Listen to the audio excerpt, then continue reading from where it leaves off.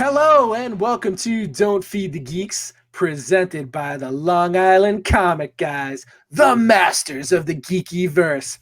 Well, welcome back, Geek Freaks. I am TC, joined as always by JJ. What up, guys? And Toy Story. What is up? We have an awesome episode for you guys today. We interview Adam from CityLimitsComics. If you're not following Adam and the awesome videos he does, he's really, a proponent. I don't know if it's a proponent. He's really a voice for the buyers out there, the people who are getting bossed around. He's great. I love his videos. He's a good guy. If you're not following him, we highly recommend it. That's the word I was trying for. Right? It's recent. I love recent him. Him and I connected so well. Yes, you guys did. You guys will see later just how well.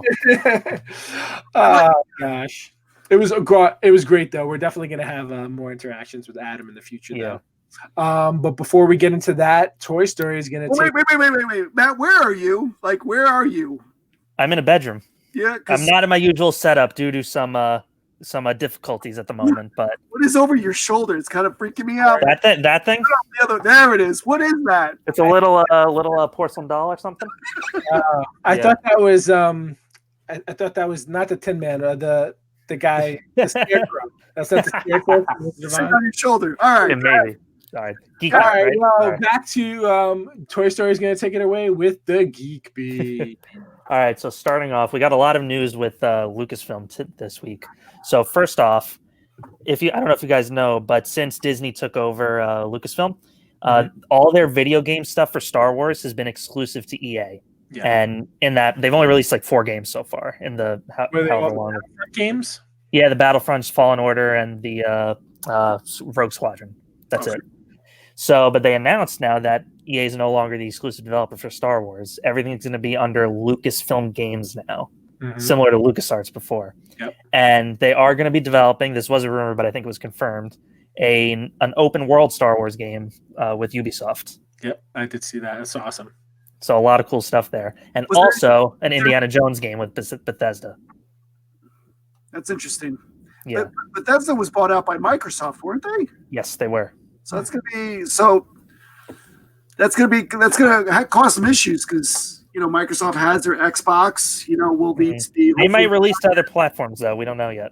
Yeah, it's gonna be interesting. I'm not buying an Xbox as much as I'm gonna want to play that Indiana Jones game. I know that's the problem. They won't keep that on just Xbox. I don't think even have those days are over. yet. Yeah, but yeah, this is really cool. A lot of people were complaining that just one studio has is making all the games because that's less games too that come out since we're only working on one at a time. Yeah, I'm excited for an Indiana Jones games because we really haven't had one of those since the Atari 20. Yeah. There really there hasn't been one, so I'm excited for something like this. A nice adventure game. Because what was a big adventure game? Tomb Raider. So, Uncharted. Something similar to that. Uncharted. I'd love if it was like an Uncharted game, but with Indiana Jones. Oh, that'd be amazing. Great. I hope they get Harrison Ford to voice him too. He can voice them. I don't think that would be no problem. He doesn't have to leave his house to do that. Yeah, exactly. Unless they get the new Indiana Jones guy to do that, who's taking over? I heard a rumor today it was Chris Pratt. I've been hearing that for a while. That's back? Yeah, it's back. Oh boy. Yeah, we'll see. We'll see. All right, next up, more Star Wars. So this isn't really news. This is just a thing. Liam Neeson has said in an interview recently that he would love to come back somehow in the Obi-Wan show, perhaps as a Force ghost to play. Listen, I mean, when Yoda leaves Obi-Wan, he goes, "Oh, I have training for you. Yeah, training for you to do on your time on Tatooine." So it makes sense. Totally. And really, that's all it takes nowadays is, in an interview saying, yeah, I'd like to come back. And guess what? They'll give you a call a week later. Especially in the Star Wars universe. Yeah, seriously. So more Star Wars news, though, right? Totally. Actually, I think our first 5 points are all film related. Yes, they are. Keep it going. All right, so Ahsoka. We all know the show's coming. We don't know when, probably 2 or 3 years, but the new show is essentially going to pick up where Rebels left off. And they're actually going to be using some of the scripts that were intended for a potential Rebels sequel series. So what do we got? What do we think of that, guys?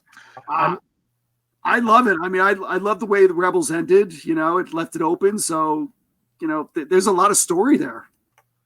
I mean, and then there's speculation of like who could be in this with her too. You know, Sabine, I think, winds up going off with her. I mean, are they looking for Ezra? I mean, this could also be where we see Thrawn. I mean, when she appears in Mandalorian. So I'm confused. The only thing that I need clarification on is how this matches up with the timeline in Mandalorian. But other than that, I'm just like, the whole original trilogy takes place in between, right? In between Rebels and Mandalorian. Yeah, no, I think Rebels was like 4 years or 5 years before episode 4. Okay. So, does that make sense? Could be. Yeah. I did see Rebels, but I didn't see Clone Wars. Yeah. But it's interesting. And you see who's named now. So who's doing Ahsoka, by the way? Who's producing that? I don't remember. Do you know? Is it Favreau and Yes, it is. It's Favreau and Filoni. So you know who this throwing out there for Thrawn now? Robert Downey Jr. Yep. No, really? Listen, it's fan casting, but I don't know if Favreau gives him a call. What do you think he's gonna do? Yeah. He's like, listen, I only need you to show up for 4 episodes. He goes, all right, fine. So yeah, Rebels does take place before Star Wars: New Hope. Yep. So it's probably a good 5 years before then. So, but Mandalorian's after the Jedi. 5 years after. 5 years 6. After. Yep. Interesting. So this would be essentially before A New Hope. Yep. Stuff with Ahsoka. All right, I think I understand it now. Okay. Yeah, I'm excited to see whatever they do. Thrawn is, so that's a spoiler alert. Yeah, that's true. All right, moving on. Yeah. So John Chu has exited directing Willow, the Willow series on Disney Plus, because of new COVID restrictions in the UK, forcing the production to be delayed again. And so he's just exited because it just conflicts with his scheduling too much. Yeah. And he was really bummed out about it, I think.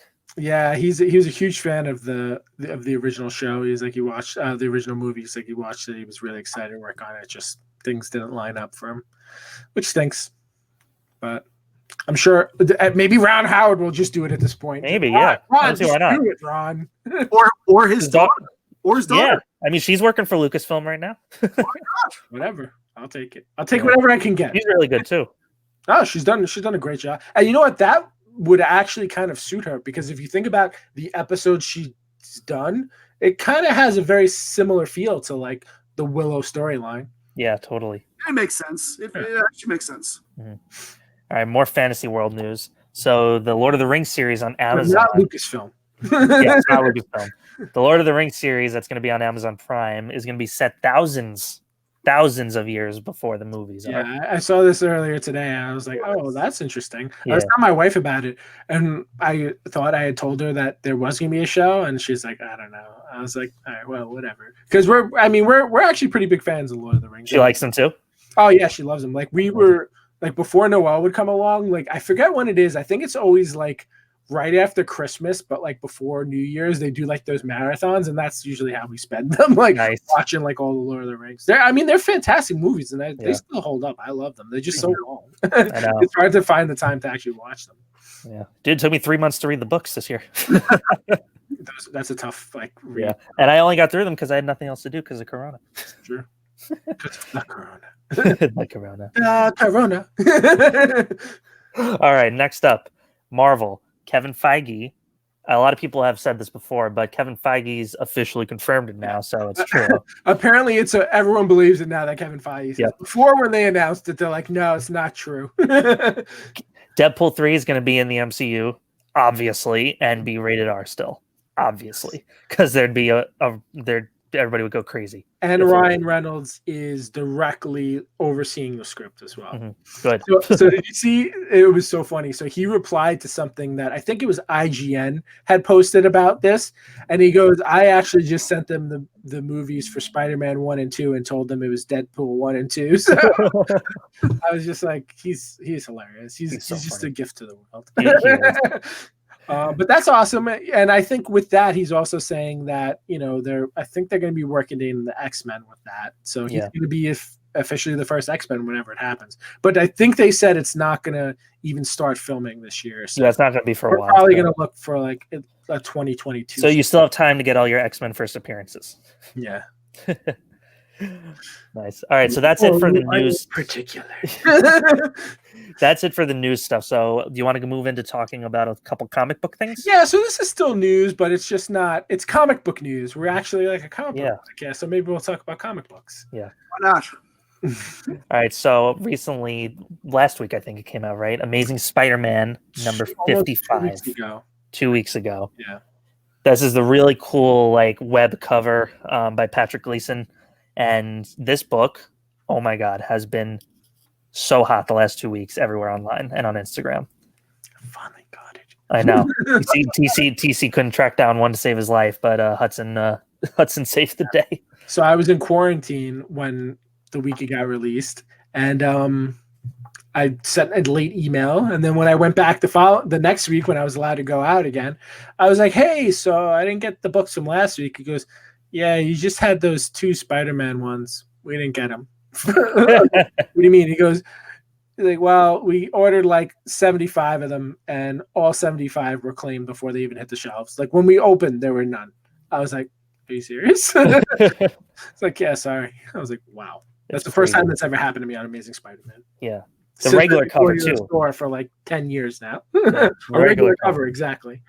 Yeah, but they have the Virgin variant, which is it's just the same cover, just Virgin. Yeah. Also sold out, overpriced on eBay, and the second printing now, which is red, also sold out, also already overpriced on eBay. Got 9/8 signed on both. That's awesome. On this book, it's just an awesome cover. Well, no, it's not just that. Well, also the. So this is a spoiler alert, so skip ahead 10 seconds if you don't want to know, but apparently Mary Jane dies in this. Okay. So no, that's never happened before. She's more important than like. It's funny. I haven't seen that anywhere. Like nobody's mentioned that at all. Been pretty. That's what happened. Yeah. Yeah. Because people aren't reading the book, Jim. You know that. Cover. It's so ridiculous. I mean, it is a great cover, but it's a beautiful cover. I won't fault you that, but for the hype that it's drawn, I don't buy modern books. I bought both just because they're so nice. Come on. I get it. Yeah. Hey, listen, it's just one of the other things where don't always follow the hype. Mm-hmm. Right. But I needed it, so I had to. Yeah, you really did. Yeah. And I only bought them because I got them for retail. So. All right. Next up, last thing. So this Boba Fett's controversy, if you want to call it, in the comics lately. So it's come to light. I don't know why it's just come to light now that Star Wars 42 is not actually his first comic book appearance. So it's actually Marvel Super Special number 16. I'm going to kind of argue with you on that because I consider magazines separate. You don't consider those comic books? No. Interesting. Because they're magazines. It's a comic, though. It's just oversized. I don't know. I just never liked the idea of... But do they call it a comic book or do they call it a magazine? It's a magazine size. I don't know what they actually classify it as. Yeah, it's weird. And is it original stories in there, or is that all reprints? So the Marvel Super Special 16 is just the comic book telling of Empire Strikes Back, and Star Wars 38 to 42 just reprints that. Yeah. So Star Wars 42 is a reprint of that. And it's not just Boba Fett that appears in this either. No, it's Vader, Yoda, Lando, Yoda, a ton of people, right? Yep. I think even the Emperor maybe shows up in that too, right? Yep. So I don't know. I got both, so I don't care. But I don't have either. I'm not collecting Star Wars. Do I love Star Wars? Yeah, but like the old Star Wars, I don't have any of them. I thought about it a bunch of times, and these books have been easily available for forever. I mean, before it's only now that they're so hard to get. I mean, it's Mandalorian. This is all 100% Mandalorian. Yep. And it's amazing. And we're going to talk about this later, but it's just blows my mind how, and it's not just this side, like Star Wars, anything Star Wars comic book related is on fire right now. If there's a character that showed up for the first time, you can't touch the book. I mean, just look at the Ahsoka stuff that's blowing up right now. And what's the first appearance of her? Because I feel like there's controversy on that too. I can tell you what it's selling for. It's ridiculous. Yeah, I know what it's selling for. Over $2,000. Over yep. $2,000. It's crazy. I know. What if they kill her off in the first episode of Ahsoka? Hey, can you imagine? It's not Ahsoka. it's called Ezra, and they changed the name to Ezra episode 2. It's all ridiculous. It's so infuriating. It's just, and it boggles your mind. And we'll talk about this later, but it's so mind boggling. It does, yeah. All right. Well, do we have any other news? No, I think that's it for now. All right, guys. Well, let us know what you think. What's your opinion on these comics, and if you have any opinions on the other news. But next up, we have our buddy Adam from CityLimitsComics. Okay, guys, we are very excited to welcome today's guest. He's a lightning rod in the comic community, a man who's not scared to ask the tough questions to the members of the community. Our good friend Adam of CityLimitsComics. You know him, you love him, you watch his videos. Adam, welcome to Don't Feed the Geeks. Well, thank you for having me. I'm not sure if everyone loves me, though, by the way. That might have been like, we'll see. I get a lot of hate in my DMs. We argue, I think. Thank you for having me, guys. Pleasure. Welcome. So how we like to kick this off is let's get the origin story. What's the Adam of CityLimitsComics origin story? What brought you to this world of geekdom? Geekdom, forget it. My whole life, ever since I was a little kid. I remember, my father bought me my first Star Wars box set. Toy Story won't know about this because he was born 10 years later. But he bought me my box set. I was a big Star Wars geek. Always collected the toys ever since like the 80s. I mean, I had all the toys from when I was a kid, still in boxes. I have in my basement right across the way right here. Always involved in collectibles. Star Wars was always my big gateway. I always collected comics also when I look at all my tattoos. Look at all my tattoos. Whenever I'd go to like my father growing up, when we would ever go to like a stationery store, he would play Lotto. I would always grab a comic book off the rack. I remember one of my first comics I ever bought was Zen, Intergalactic Warrior, Ninja Warrior, that guy. So I remember that comic book. Death of Superman, obviously in the 90s. We all had them, right? We all stocked up on them. Had a 20 in the back.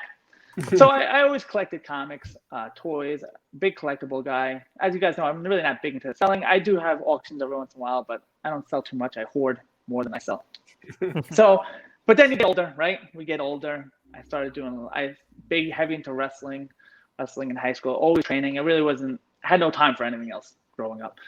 But then afterwards, right? After you become an adult and you start to get adult money, now you're like, wait a minute. So I don't know if you guys know. Yeah. Oh, I could buy whatever I want. Hollabeast Collectibles, crazy guy. Yep. So he trains under me, right? He's one of my students. He's a purple belt under me. And one day I was on my jiu-jitsu Instagram page, and he popped up. I remember he popped up, and I'm like, what's this kid doing? So I looked on it, and he was holding a comic book auction. And I was just watching. I was like, okay. So I'm like, all right, I'm going to watch this. So I'm watching, and he threw up, I'll never forget, like the first appearance of the Black Suit, 252, Amazing Spider-Man. Argue whatever it is. It could be the first appearance. Who knows? So I'm like, I really always wanted that as a kid. So I'm like, I'm going to throw some bids down. So I threw some bids down. I won the book, probably overpaid by like $40, but whatever. No one's keeping track. So I started getting back into comic books again. Like before that, I always like read certain things that would pop up. Like, I want to read that. That's pretty cool. I'll read the comic book. I was never heavy into it.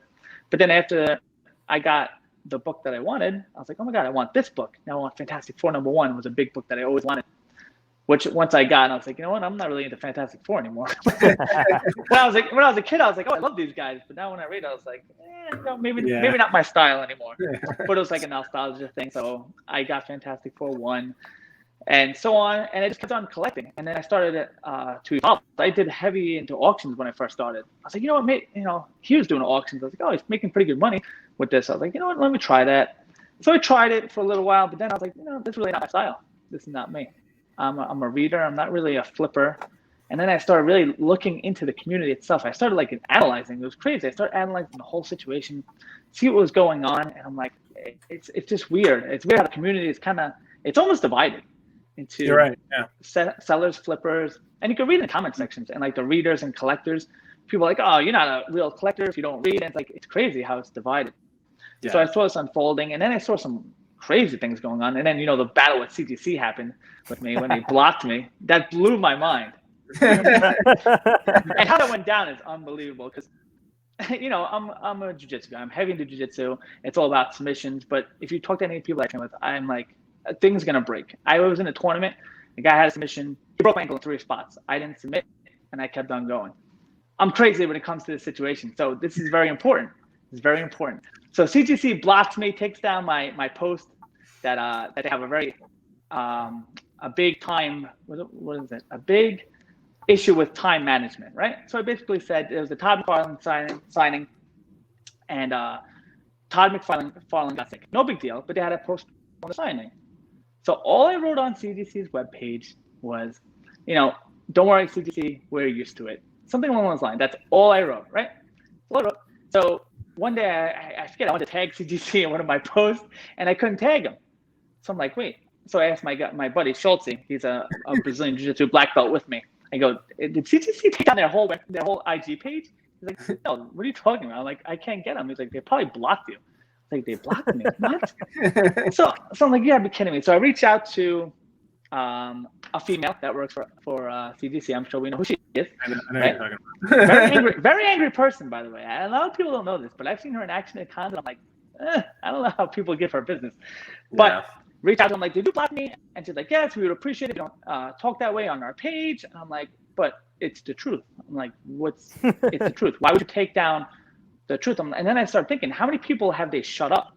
Right? They blocked me, took down the post, and I'm like, I went on this whole rant. I'm like, is this what CGC does?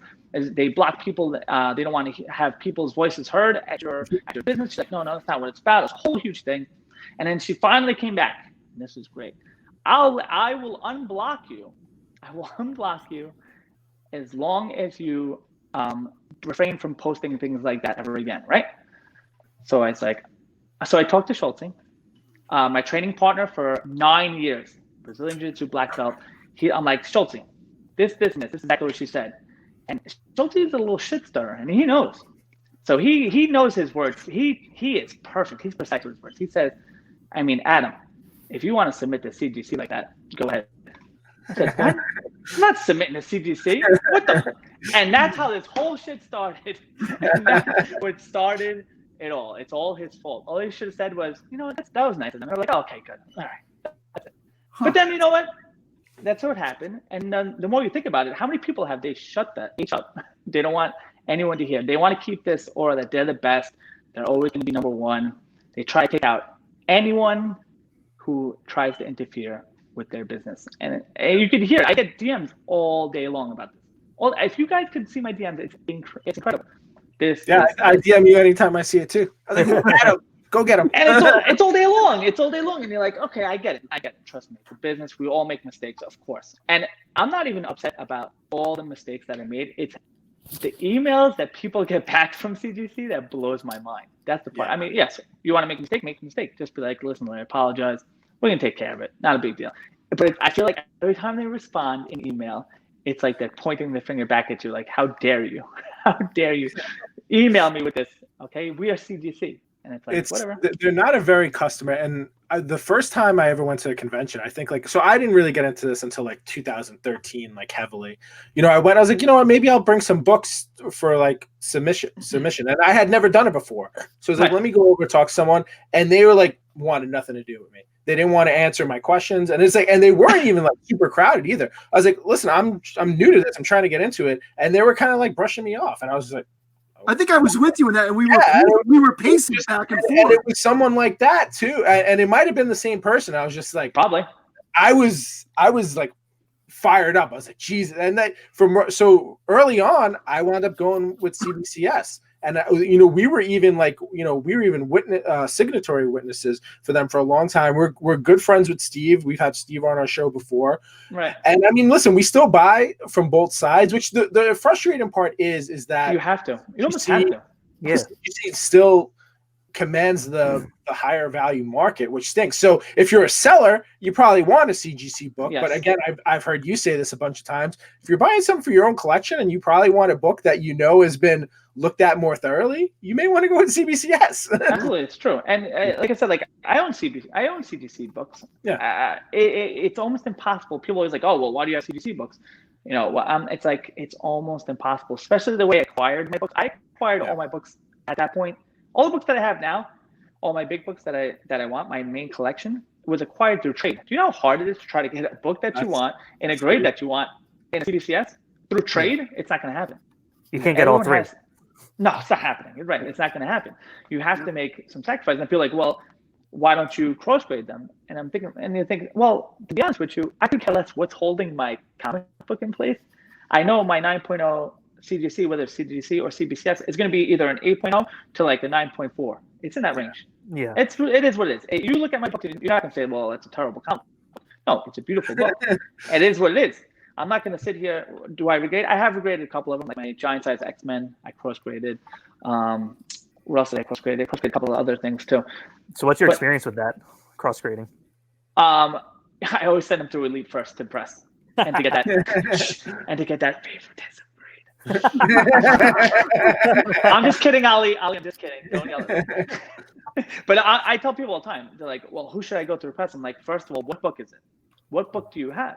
Yeah. And they're like, oh, it's an X-Men one. I said, go through Elite. I don't care who you send to, just go through Elite, have them press it, and have it sent to you. You're probably going to get your best results through them. If it's just your everyday, like, it's a high-value book, $200, whatever, big book, you can send it out. There's great community members that press, obviously.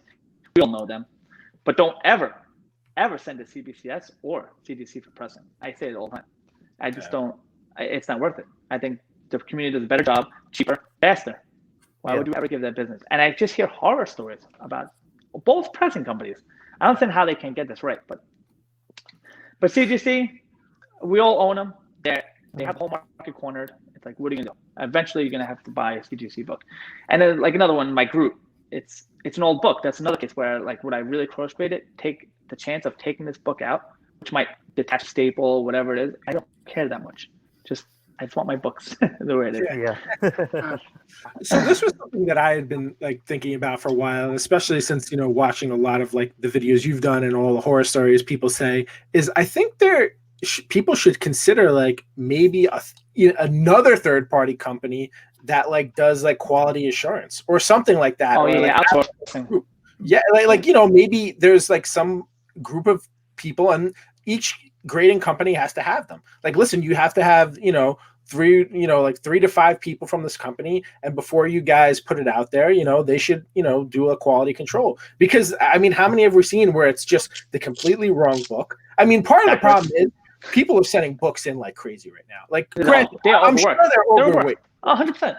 They don't have enough people. So, but like, you can't use that as an excuse when you're bringing stuff out. And then when they make a mistake on top of that, they're like, saying it's not our fault and they're not being helpful to the community. I was like they just don't care. They're like, hey, we're the best. They make a lot of money.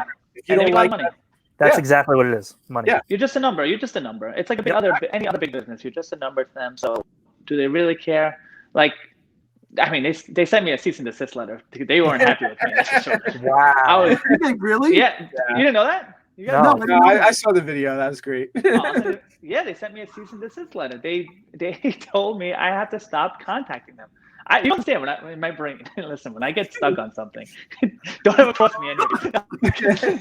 I just kept on going at them. But you know what? I want to know the answer. Nobody would give me the answer. I'll send you all the emails. I'll show you all the emails. Very professional. If you guys ever see how I interact with people, especially in my comment section, you ever see me curse at anyone, put anyone down, name calling. Now, I'll even agree with you. Like, yeah, okay, you might be right. I can 100% in all my videos, I absolutely could be wrong, and you could be right. And any argument I've ever gotten into, that's how I take the standpoint. I take the standpoint I absolutely could be wrong. So I'll make this video. You guys can talk about it all you want in the comment section, and you guys should read the comments and come up with your own conclusions. Because you're right, I could be wrong, and other people could be right. But if a whole bunch of people in the comment section are hashing this whole thing out, my videos are very short. They're short, they're to the point, and then the real arguments happen in the comment section, and that's where you can get a lot of your information. So that's why I make these videos, to be honest with you, because I like the dialogue that happens afterwards. There's a lot of dialogue too after. Yeah. Always 100 comments. Like, you could always figure it out, but I would never be one to block you, take down your comments. Never. I don't care. You can say whatever you want about me. I'll never take it personal. I'll never take it down. Just say what you gotta say, and then if you're right, people will back you up in the comment section. Yep. That's how I look at it. And that's what I love about your videos. Listen, it's just like you're out there asking questions that people are kind of like ignoring.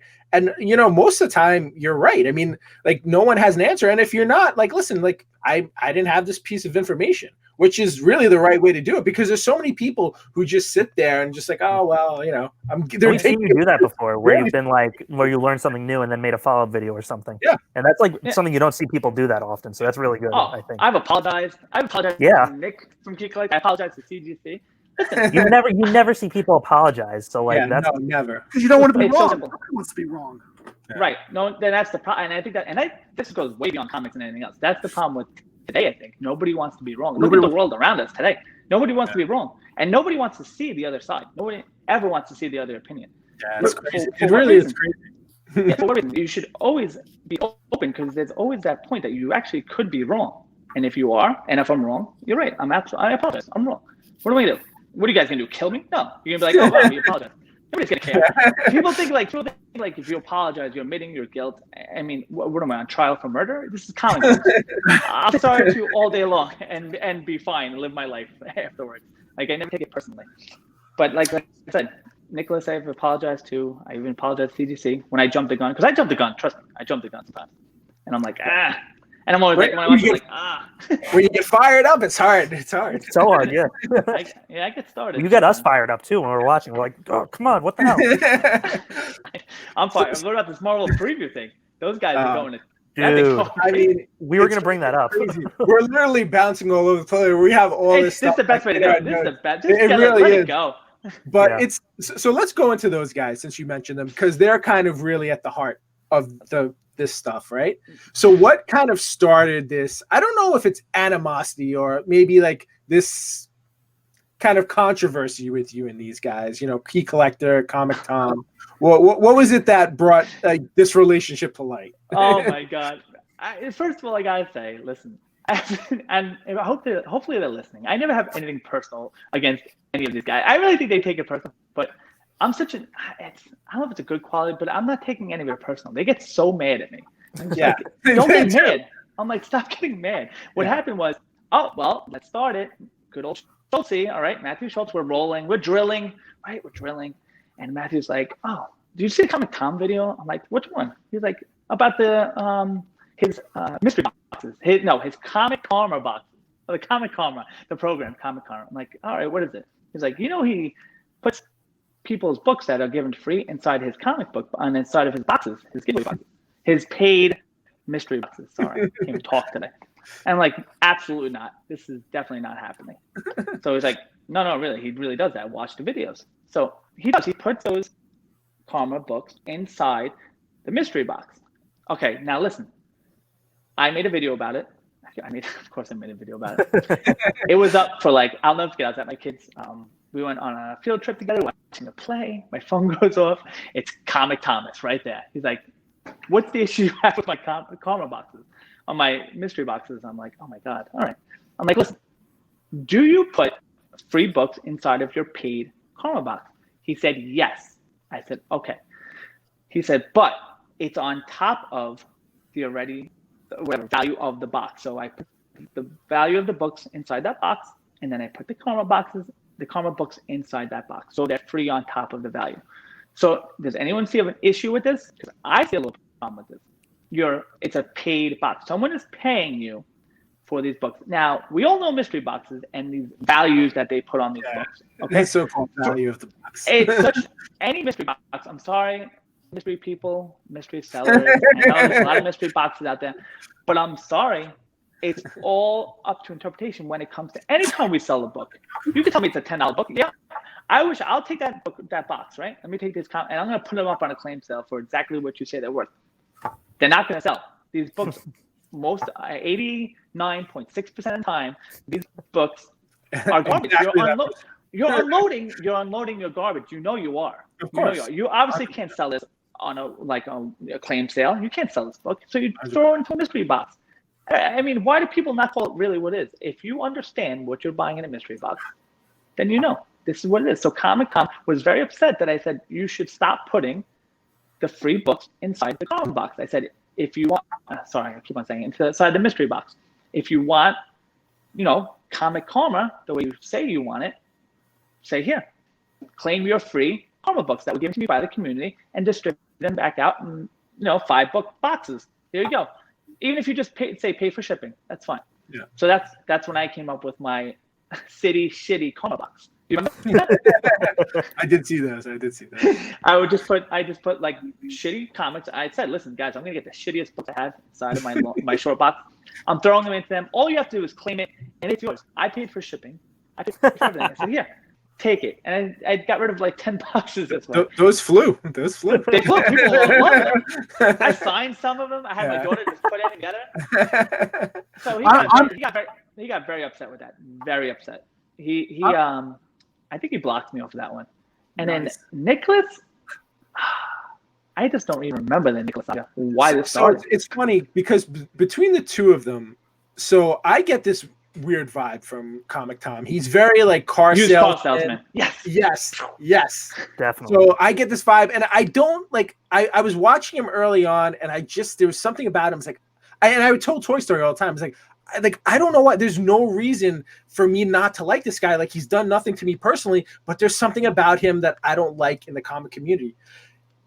On the other side, the Key Collector, I don't think he's intentionally doing stuff that's wrong. I do think he was trying to do something within the comic book community, and he that still was might good. Be. Yeah.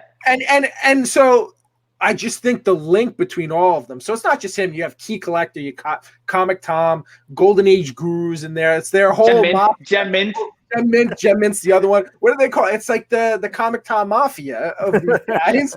And it's just weird. So now I like, because all these guys are linked, like I lost a little bit of like, and I would like to talk to Key Collector, honestly, like, because I don't think he's trying to do anything bad for the community, but I don't know. Key Collector doesn't like me too much. Yeah, I know he doesn't like you. No, but we like you much more than we like them. So you were going to be on Nicholas has emailed me many of times. At one point I actually had to email him, like, talk him up the ledge. He blamed me for something. I was like, Nicholas, listen, you can't blame me for everything in your life. I had to tell him. I was like, I'm sorry. But here's the thing. I said this the other day. What did I post? Something about cons. I posted something about cons. I'm like, I can't wait. Hopefully I get to see Nicholas and Thomas and we break bread together. And someone's like, is that code for something? I'm like, no, absolutely not. I would literally go out to dinner with these guys and I would have no problem. I'll pay for the dinner. I give them hell. Them hell. But you know what? Whatever. It's at the end of the day.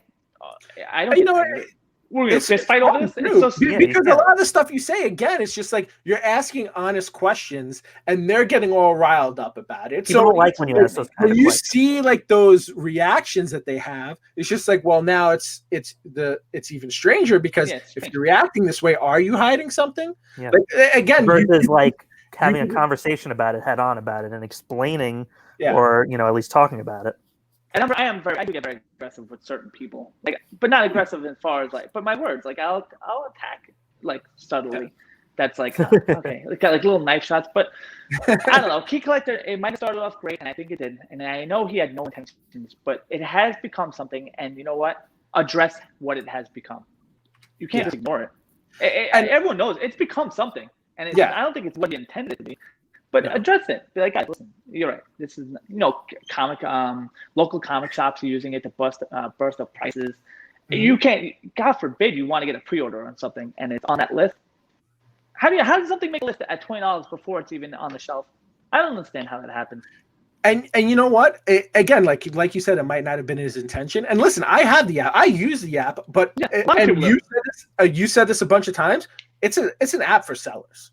Once you see something up there, it's done. Like if you wanted to buy that, like you're paying above top dollar, if not like the pinnacle of where it should be at. And how come they can never admit that? They can never say that. I don't understand why they can't say it. Yeah. And just say it for what it is. Yeah. Just say, okay, now it's first yourself. Of course, flipping. A lot of people do it, right? I flipped. I'm sure everybody flips to some extent. So right. So just it's nothing to be ashamed of, but just call it what it is. Listen, it's a flipping app. Okay, thank you, Nicholas. That's right. Absolutely. I have no problem with sellers. I have no problem with sellers at all. So I don't understand. If there were no sellers, we wouldn't have books. I have more problems with idiots that pay for the book than I do the sellers selling it for that amount. 100%.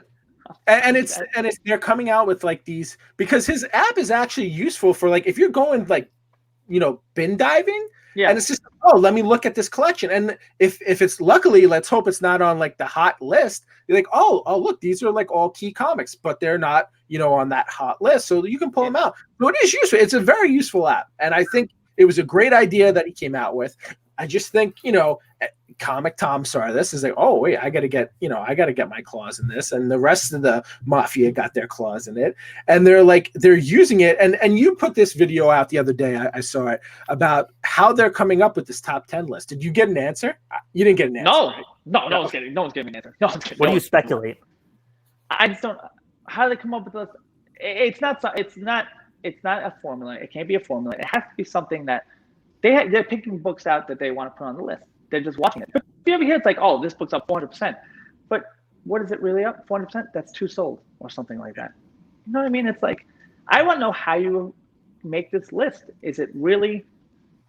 You need a program to analyze every single sale if you want a real accurate top 10 list. It's his own list that he's putting out. And ever watch books that you're like, wait, how come this other book was on the top 10 list, but this one was? It's just strange. And how come no book is on the top 10 list like 4 weeks in a row at number 1? Mm-hmm. It's changing every week. That's true. Yeah. How is it possible? That's almost impossible. So, do you think it's intentional market manipulation? I don't know. I don't know if it's intentional. I don't know what it is at this point. Yeah. I can't. It's hard to say. You never get an answer, of course. If I had evidence, then I could say. I can't say that without evidence. I'll just be making shit up myself. Yeah. But exactly. But a lot of people do think so. Now, this Marvel Preview 95 thing, come on. Yeah, let's talk about that. Yeah. Come on. What's going on with that? It's the scariest thing. Do you watch like Decor Collectibles, right? And those guys?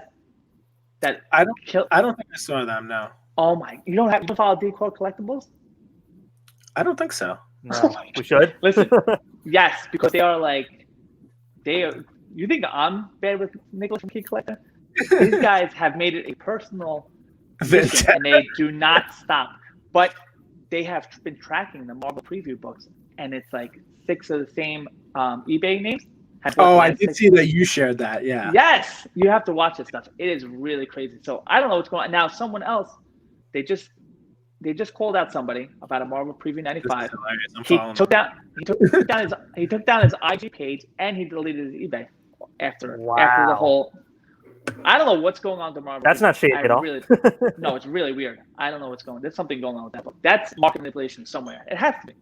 Yeah. It all points to it. It's all pointing to it. So and it's a preview. It's not even a comic book. It's not even a magazine. He doesn't even appear inside the book. It's just the cover, right? Would you want it? As far as I know, was that would you personally want that thing? No. I mean, listen, I have an Ultimate Fallout 90, whatever it is, 4. And I got it at a 9.8 a long time, like before this happened. And I was like, you know what? He's a big character. Let me hold on. Maybe something will happen. I like Spider-Man. If nothing happens, I still have a Spider-Man book. Right, but I didn't pay like $1,800 like when it was at its peak. I was like, no way, never. That was crazy. It's just like, and now someone's saying, oh, well, that's not the first appearance. This random preview book is. I was like, what are you talking about? Yeah. I was like, how is that even like in consideration? And supposedly it sold for $9,400. Yep. You're buying the Fantasy's 15. For 94, you can buy one. That blew my mind. I was like, if I find one of these, I'm going to sell for $9,400 too and buy an AR-15. Yeah, it just makes no sense to me how this happened. And it's the bigger problem is it's opening doors. It's opening doors to bigger issues. So, are we going to play this game where now ads are really first appearances? So now what do we do? I mean, in that case, JJ, you have a Rust #1. That's the first ad for Spawn. That should be the first Spawn. And it's a CBCS 9.8.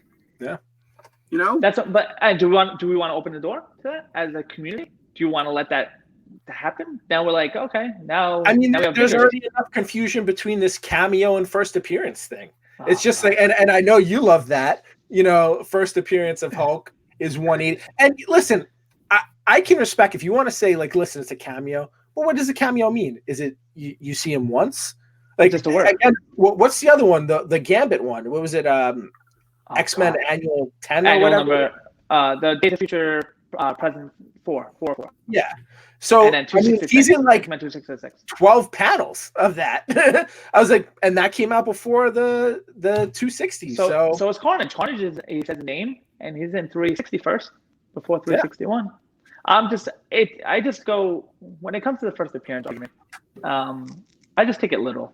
It's the first time I saw him in a comic book. It's the first appearance. You can put whatever you want in front of it. You can put cameo. You can put special. You can put inaugural. I don't care what you put in front of the first appearance. It's still the first time you're seeing it.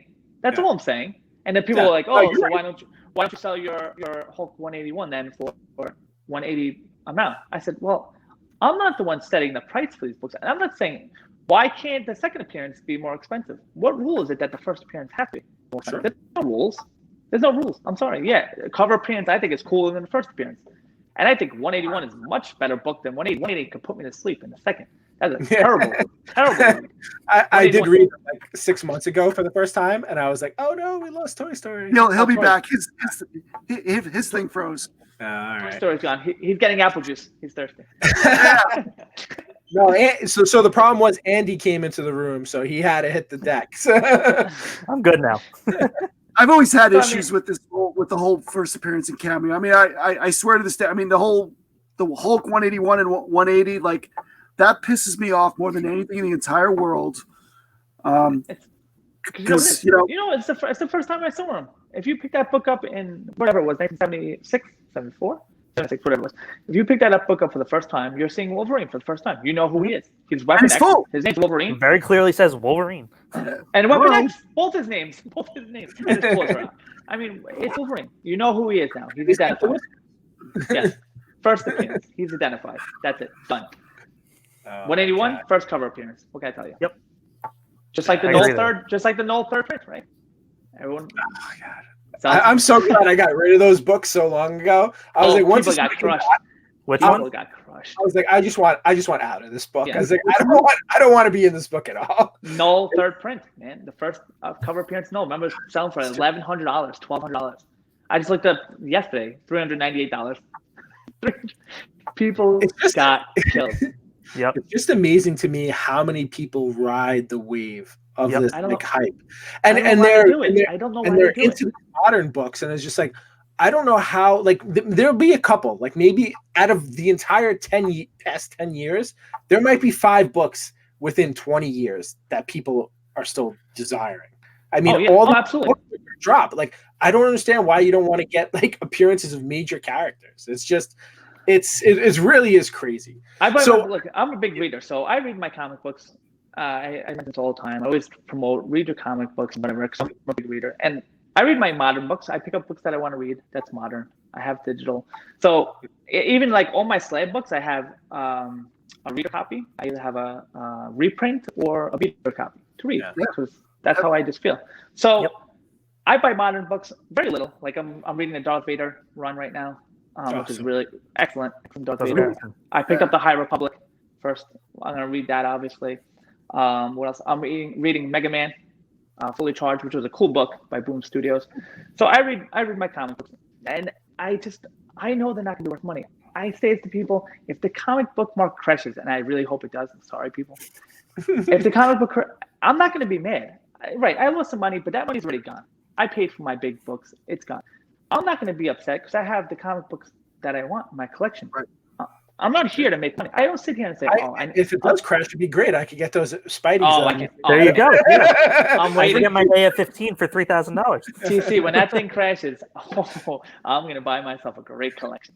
Because, and you know what? I'm telling you, it might not because the movies might hold it. And we have these crazy people that just love spending money on so much. That's why I put out the video yesterday, 2 days ago, about the goals, setting goals, because people want these big books, but they just don't know how to acquire them. They don't understand. You have to stop dumping your money into thousands of things and just make a goal. Focus on what you want and then get it. Otherwise, you be hung up on 10,000 variants. Who needs 100 variants? What do you need all this stuff for? And Marvel's laughing. They're laughing at you. Oh, yeah. They're all making money. The recent Eternals book, Eternals 1, there must have been 60 variants of that. And those were just the cover variants. Forget about the incentives.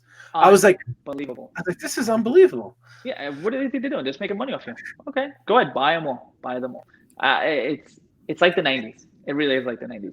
I was telling Toy Story, when the quarantine happened and everything, people were getting laid off, I was like, I think this might actually be a good time to buy. I was like, I think we might be in a good spot. Nope. And then the opposite happened. The market exploded.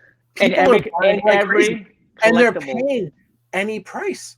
Like we did the elite sales and stuff like that, and we're like, we like to be reasonable. Like, we see other people doing what they're doing. It's like, listen, it's like people can charge double of what that book is. That's their prerogative. I wouldn't buy that, so I wouldn't put that type of price on it. So that's just us. So we put it, and we'll put like the higher end of the book. It's like, listen, if we don't get that, that's fine. We'll come down a little bit. But people, like, if it's a hot book, it doesn't even matter. Nope. Like I sold those stores, the Dark Winter or whatever it is. I had it up for like $85. And I was like, that's what it's going for. I was like, and I wasn't trying to get more of it. I was like, listen, this is kind of what it's going for. Not even a second hesitation, it was gone. As soon as I put it on the screen, gone. Why are people buying this stuff? Why is this happening? They don't understand. I was talking to someone the other day, and I was trying to explain to them. Look back from 1960 to present day. Okay? Look at how many comic books are out there. How many are really worth real money? And the percentage-wise compared to what's out there, it's not a lot. People, and that's why I'm so glad I'm just a collector, because these people, I don't know if they're thinking they're gonna make millions down the road. It's just not gonna happen. If something is made to be collectible, it's not going to be collectible. People have to understand those words, because it's so true. Back in the 60s, these weren't collectibles. Our parents were throwing these things around. That's why nobody has them. That's why they're worth so much money.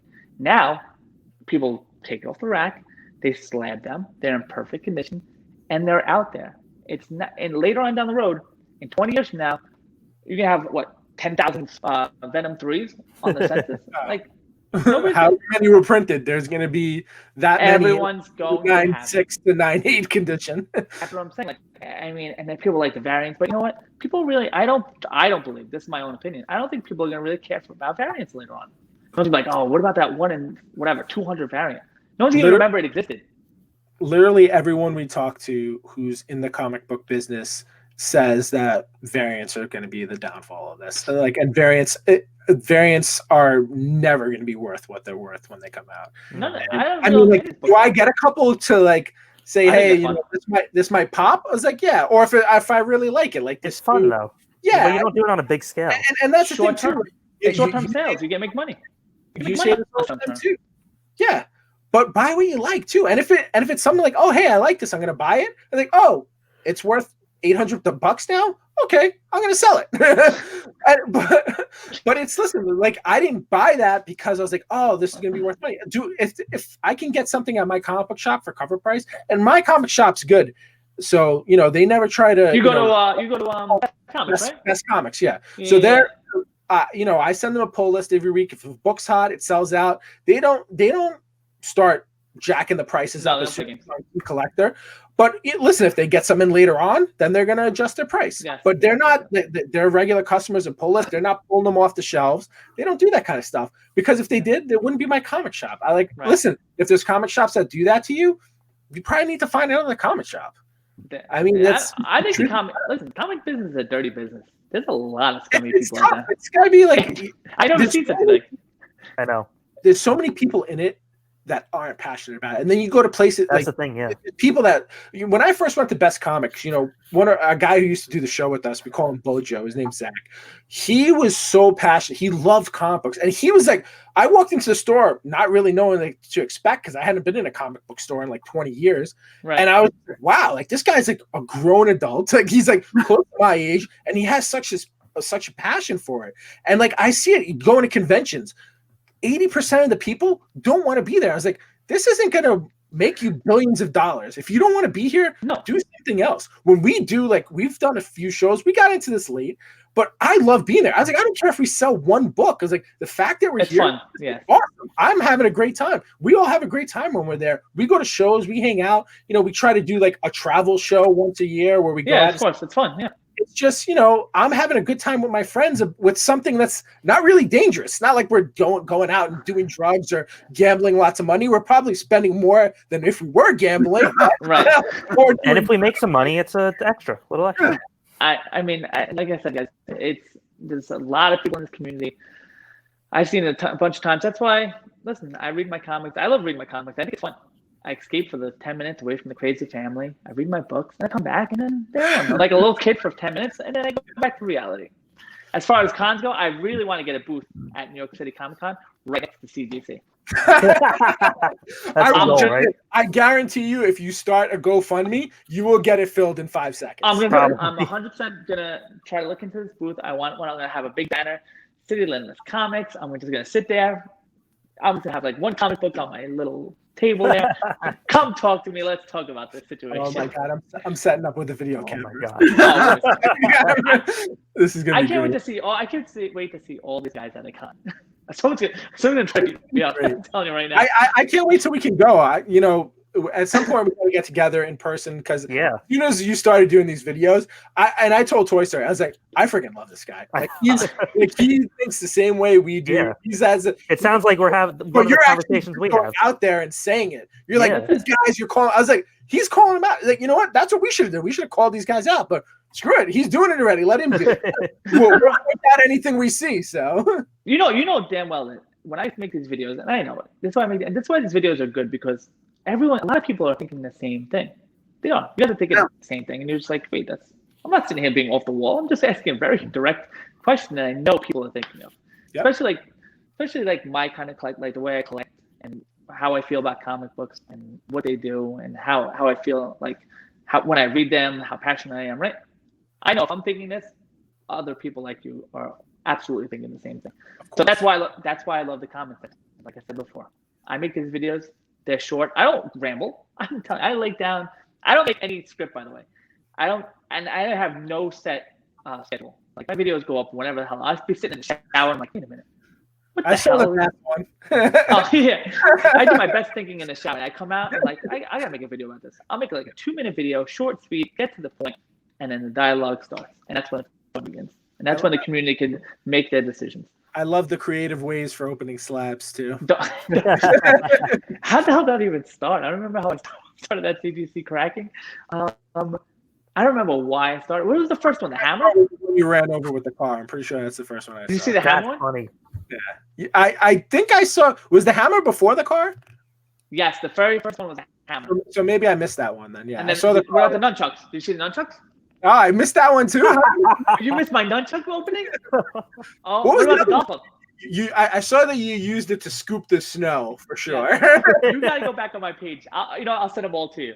I'll send them all to you. I have those. So we are gonna end these on like a positive note, but I wanted to ask you one more thing. So what is kind of your thought? And I know a lot of people are thinking this about how all this movie and TV news, how it affects the comic books. How do you feel about it? I was just thinking about this the other day, and I'm trying to have to think about my thoughts because I remember I had something really important to say about this. I think it's kind of, I think it's crazy. I don't know if I really appreciate it. I don't think the movie has anything to do with really the book. I do appreciate that the movies get maybe younger kids into comic books, but I don't like the fact that the movie is going to drive up the price of a comic book. I don't. Especially when it's like an obscure character too. So I did an ASM run, and I was just like, I could have got an ASM 2 years ago. I was like, I didn't want to buy it yet. I was like, I had to get some other stuff, and I was like, why would the Vulture ever be popular? How could they possibly make the Vulture Michael Keaton? Cool. Right. Oh, guess what? We're gonna have Batman, the best Batman ever, play the Vulture. I was like, are you kidding me? Oh, and guess what? Now that book's like tripled in price.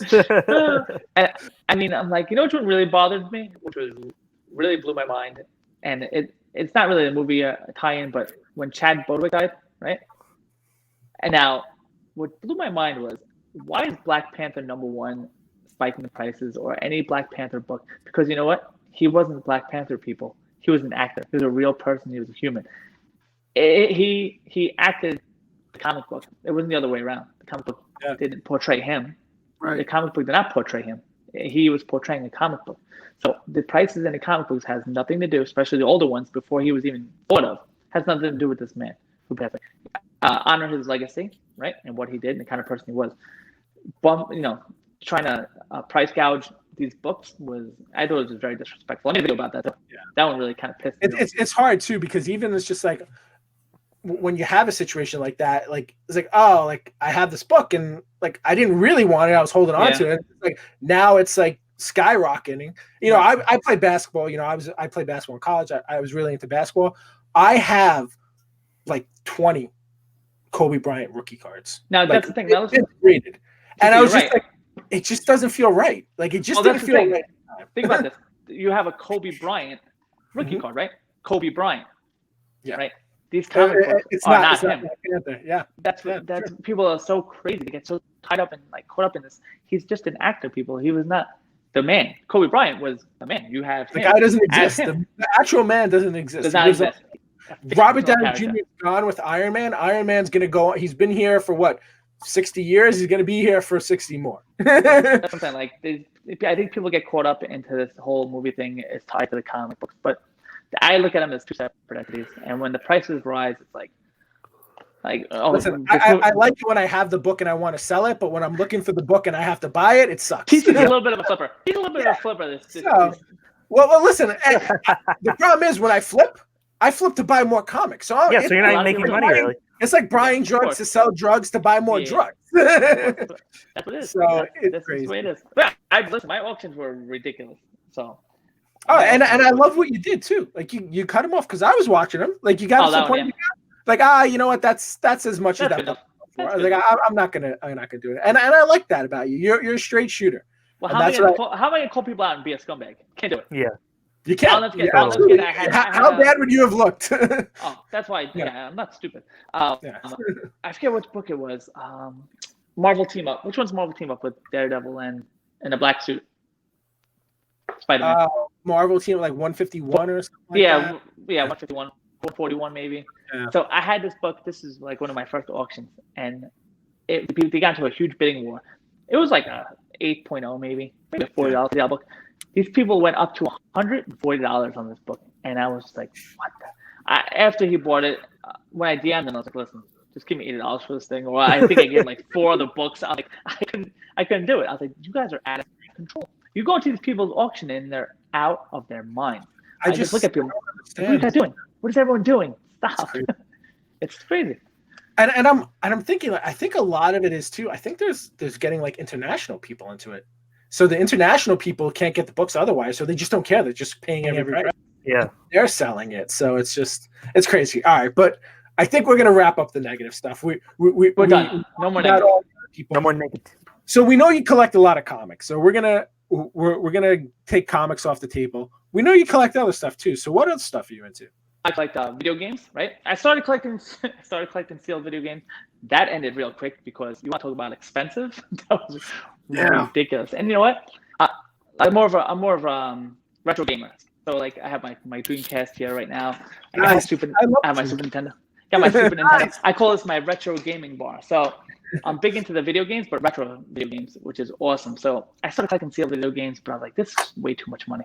The sealed in box, complete in box, those are awesome. They're cheap. Get them all complete in box, and they're fun. That's fun. I could play them. So I have my all my complete in box video games. I'm a big Zelda fan, huge Zelda fan, as you can see. Like I always post my Zelda stuff. Yeah. So anything Zelda, I'll collect it. Pokemon cards, I just recently got into, and I'm so pissed off because I look like a freaking bandwagon guy. But what happened was, I was playing Pokemon Red for the first time on my Game Boy. I'm like, oh man, this game. I never got it. I was never into Pokemon. I just started getting to college. Yeah, 1999. I was in college. I was wrestling. That was my childhood. Into Pokemon. 4 years old playing Pokemon. But all these, I'll never forget. Like comment out, all the guys were over in the corner playing Pokemon. I'm like, what the hell is crap? So when I started playing, I'm like, no, let me pick up Pokemon Red. I want to play this game. That game is freaking badass. That's a fun game. So I'm like, oh, this is awesome. Then I started getting like into Pokemon cards a little bit, but I'm not like crazy into Pokemon cards. I have like the Charizard and all that stuff, but it's mine. People ask me if they want to. I'm not selling them. It's my collection. So, and Star Wars toys, guys. If you saw how much Star Wars toys I have, JJ knows all those Star Wars toys. JJ is a Star Wars nut. You see, he's building an R2-D2 right now. I know. I saw his helmet. I love his head. I love it. Good for you. So big into Star Wars. Always collecting my Star Wars toys. I still collect. Do you collect vintage collection, JJ? What do you collect? I do. Oh, I can't. You do mostly loose, right? Say again. What's that? You mostly loose, right, JJ? Yeah. I do loose too. I'm not carded. I'm not. No, I can't afford that. I mean, my most expensive one, I think I bought at Rhode JJ Island. in slow motion? No. Yeah, he came back. I'm here. I got my blue snaggle Still too. can't hear. Very weird. I can hear him. No. Can you? Mine's coming up like it sounds like this. No kidding. That's what it sounds like. Oh, just him? Just him. He's like, Wow. All right, I know he had. I'll tell you what he got because I know what it was. We were at Rhode Island Comic Con and he got this blue snaggletooth. It was awesome. He got. you got a blue sound. That's unbelievable. Yeah, and I got a yak face. The yak face. Come stop talking. It's scaring me. He got the yak face too. I was trying to hear it. It sounds great. But yes, I collect loose also. I'm not a card collector. Just like everything else. I read my comics. I play with my toys. I play with my video games. It's a pattern. See what we got here? Yeah, totally. So, that's what I do. So that's my collectibles. And I collect kids apparently. That's fair. As long as it's what's it allowed, right? A consensual. Yeah. Right. I'm not stealing kids. So you mentioned that you play with your toys. You've actually done a lot of at least when I was following you early on, you do a lot of quarantine. art motions. Those were so funny. Those were great. Awesome. Yeah. You know what the problem is with that? It was the beginning of quarantine. My jiu-jitsu school was shut down. I couldn't train, and as I'm an art major. I actually have an art degree for art, so I'm very artistic.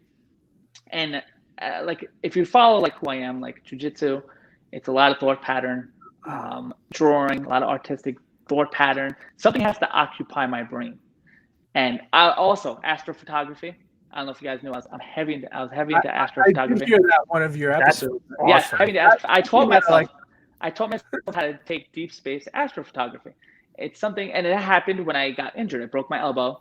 Jiu-jitsu, I couldn't train. So anytime I can't train, I need to fill that void. So I was in quarantine, couldn't train. It was wintertime. It was right summertime, right in the beginning. So I was like, I gotta do something. So I started. My daughter downloaded this app. She's like, Dad, what's stop motion? I was like, oh, you just kind of move a figure. It was like King Kong. She's like, what's King Kong? I'm like, so you take your figure, you move it a little bit, you take a picture, move a little bit, take a picture. So she's like, all right, show me. So I showed her. And I was like, oh, this is kind of cool. Like, wait, I could probably do this pretty badass. So I started stop motion videos. But do you realize for 30 seconds, it would take me 4 to 5 hours. 4 to 5 hours for 30 seconds of video. It's time consuming. My brain was numb. And I had to choreograph a whole fight scene. So, what's good is I know how to fight. So I know that I would let it flow. I would start with one move and I'd make it react how I would react. And next thing you know, I'm basically really fighting. Those moves are real authentic positions. I would just make them fight. And whenever I got tired, whoever was winning at the point would win. I'd be like, all right, I'm done. I gotta stop. I would love to do more. I would love that whole studio. I would love a whole studio, real setup, and do that stuff. I think I would shine. Give me get me a studio deal with somebody, $10,000. I'll be good to go. I'll be killing it. It's probably not that far out of the question. I mean, I know it really isn't. Your popularity is definitely growing. I was like, we have to get him before somebody else. Yeah, exactly. Before he's working for Sci-Fi Wire or something like that. He's right. That electric personality. It's just. Awesome. And people always tell me, why don't you do a YouTube channel? And like I explained to you guys before, YouTubers, I give you a lot of credit. You guys have to plan things out. You got to look for. I'm telling you, I'm waking up that morning, and if I want to make a video, I make it. If I don't, I don't. That's just how it goes. And the other thing and people talk about followers, you do. Very early on, people don't do this to me anymore. But in the very beginning, people are like, oh, you're just doing this for attention. All you want is followers, and I'm like, listen, that's not who I am, and it'll never. That's what I'm not. I'm not seeking attention. Okay, I've done a lot of things in my life. I've accomplished a lot. I'm not seeking attention from Instagram. I'll do what I do, and then if people want to listen. If you don't, you don't. If IG stopped today, my life is going on. It's going on, and I'm not skipping a beat. So that's not what it was about. It's about what I see, all right, in a hobby that I like with people that I like. There's a whole bunch of people that I talk to on a daily basis who I enjoy talking to, are good people. And there's other people out there that I feel just take advantage of these kind of people. And it generally upsets me. And I've always been a fighter, and I've always looked out for little people. Like I said, I was an art major in high school. wrestled. I was a jock, and I had Toy Story down there, right? And I would talk to both of them, and I would always stick up. Now, I would never let anyone hurt someone that was weaker than me. I was very jock geek. Yeah, that's it. That's it, exactly. I would never let people walk over someone else who I think a bigger person onto a little guy. It's just not my style. It's great, and we really enjoy what you do, and I think a lot of what you do is helpful to people, because some people, helpful, yeah. they're not confident enough to like call someone out, like someone doesn't want to disrupt like what they're doing, right. They don't want like Comic Tom or Key Collector to come destroy after them, right? Yeah, so I think you really are actually providing a service too. Like you're people giving an outlet and a voice to like some people who wouldn't really have a voice otherwise. I remind myself, remember the original Hulk on TV, the original Hulk with Lou Ferrigno? That's like me. I just feel like I'm going to town, and I'm just helping out people. I feel like every time that should be my exit song on my videos. Because people DM me all day long. City, I have a predicament. This is what happened. I'm like, all right, tell me what happened. Let's hear it. Let's go through it. And I'll tell them what I think. And I'll try to help them. I'll try to help out as many people as I possibly can. I press people's books for free. I've submitted for people. Like, I never ask for anyone. I never ask money from people. I really don't. I'm never sitting here, oh, what are you going to do for me? It's just not what it's about. I try to be as helpful as possible. And hopefully, I'm rewarded in my next life. And that's it. To be honest with you, just be a good person. And I think that should go for life in general. It's not just be a good person. Totally. And I do think, we've talked a lot of the negative stuff, but I do think there's really more good people in the community than there are. Oh, there is. There's not bad people. And you know what? Like I said, Comic Tom, Nicholas from Key Collector, I'm never attacking, and I try to make this clear to other people. I'm never attacking them personally. I'm attacking their personality, right? The YouTube guy, right? Tom, YouTube. If I saw him in person, I would never go after him like that. I would have a complete normal conversation with this guy, because that's him. That's Comic Tom. Here, you want to talk? Let's talk.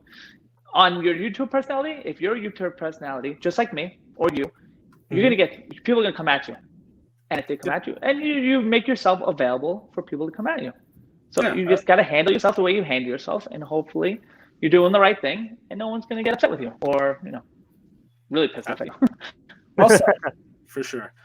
All right, well, Adam, we really appreciate you coming on and joining us. We definitely want to have you on again, I'm sure, in the future. Maybe maybe we'll set up a segment for you. Yeah. Oh, yes, the section. I love it. But guys, if you're not following Adam at CityLimitsComics on Instagram, you're doing yourself. You're missing out. Yeah, he has great videos, great content. And listen, if you're having a problem and you don't feel you don't feel comfortable addressing it yourself, send it to him. He'll give you a hand. And we hopefully we can get together in person soon.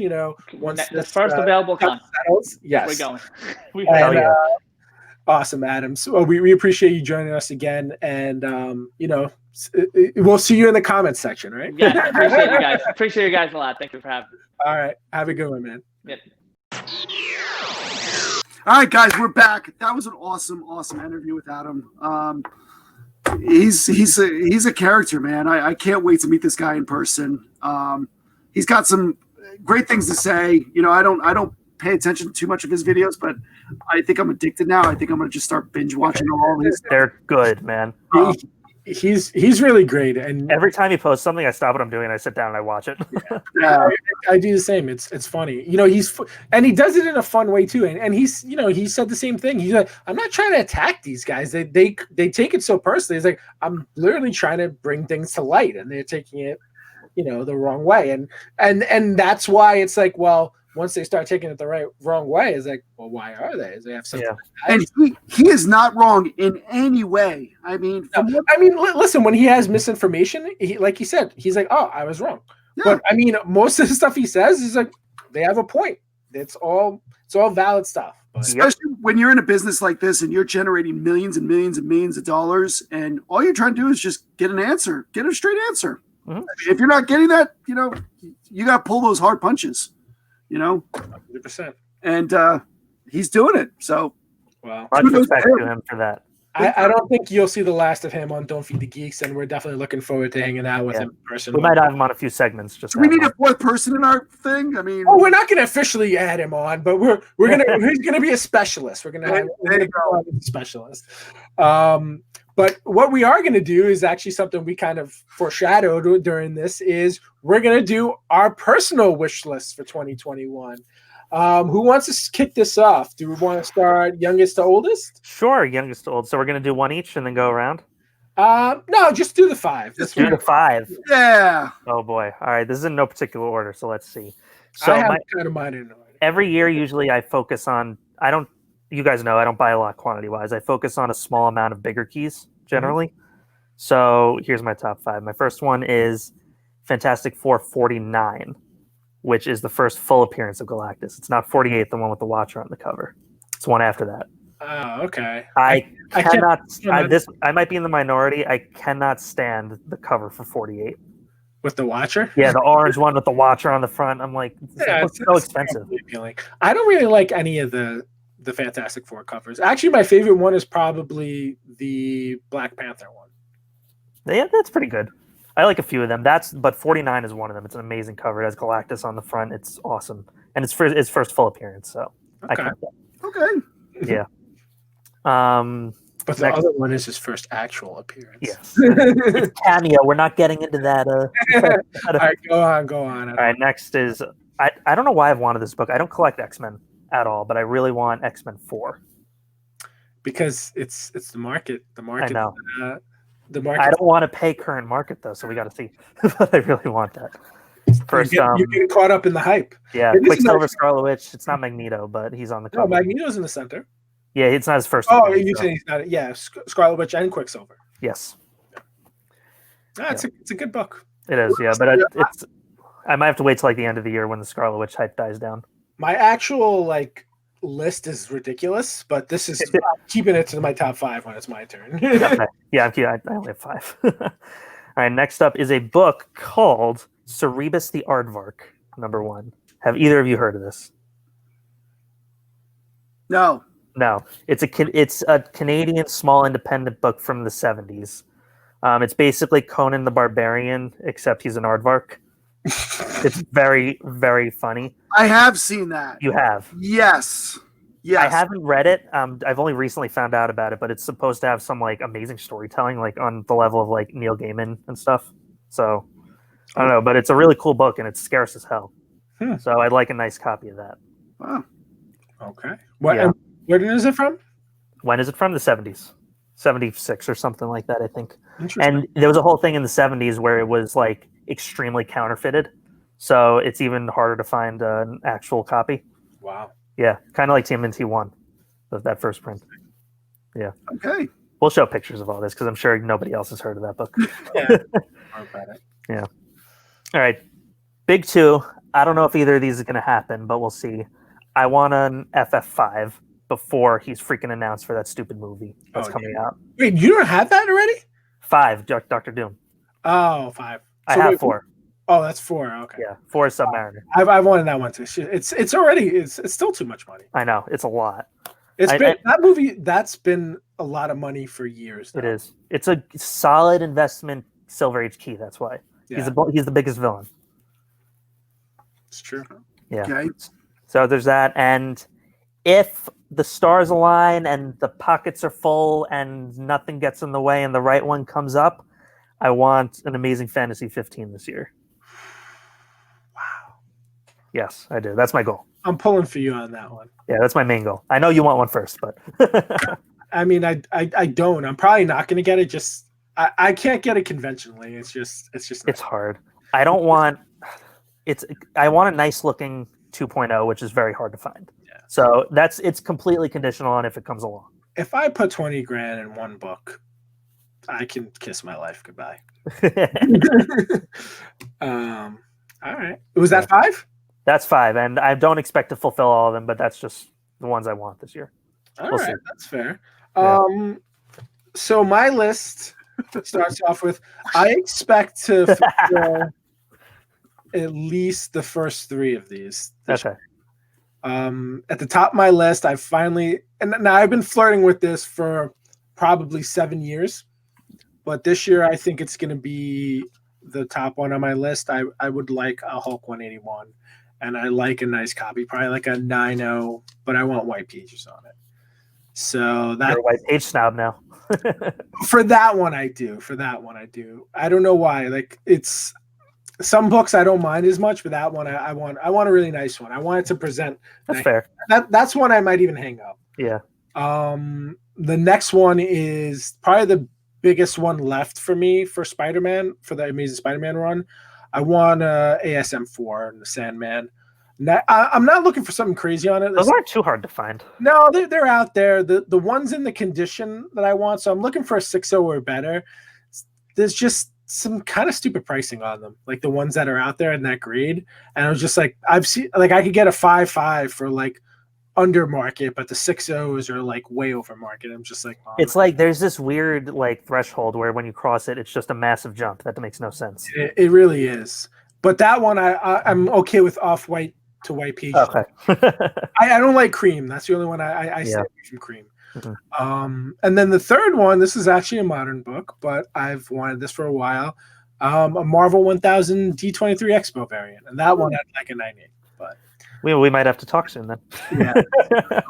I'm looking for the right price. I'm not going to pay for that one. So we'll if you want to chat about that, you let me know. You got it.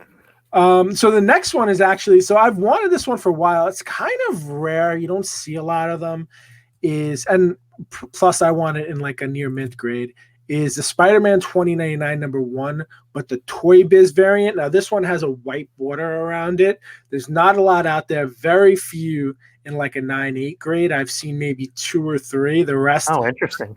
I see in like 9.4s to 9.6. I've always liked the Spider-Man 2099. It's one of the comics I actually remember like having a few of when I was a kid. It's the one with like the white border around it. Yeah. So that's another one that I want. And then my fifth one is kind of like a cheap pick. So I'd like to finish up, obviously, once I get the 4, the Amazing Spider-Man 4, I want to finish up. I'll have, I think, 5 or 6 books left in the Spider-Man run. Any big keys left? A few, I think 10s in there, like no major heavy hitters.